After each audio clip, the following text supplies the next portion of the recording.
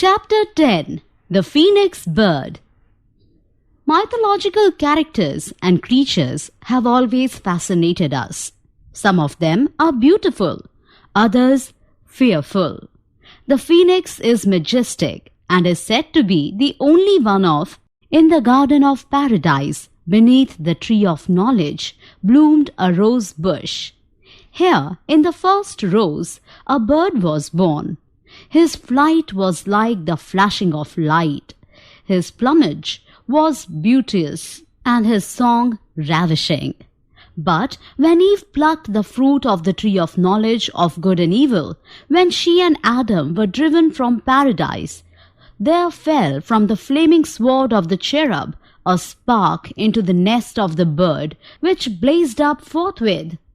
The bird perished in the flames, but from the red egg in the nest there fluttered aloft a new one, the one solitary phoenix bird. The fable tells that he dwells in Arabia and that every 100 years he burns himself to death in his nest. But each time a new phoenix, the only one in the world, rises up from the red egg. The bird flutters round us, swift as light, beauteous in color, charming in song. When a mother sits in her infant's cradle, he stands on the pillow and with his wings forms a glory around the infant's head. He flies through the chamber of content and brings sunshine into it, and the violets on the humble table smell doubly sweet.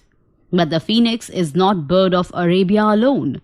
He wings his way in the glimmer of northern lights over the plains of Lapland and hops among the yellow flowers in the short Greenland summer. Beneath the copper mountains of Fallen, the England's coal mines, he flies in the shape of the knees of the pious miner. On a lotus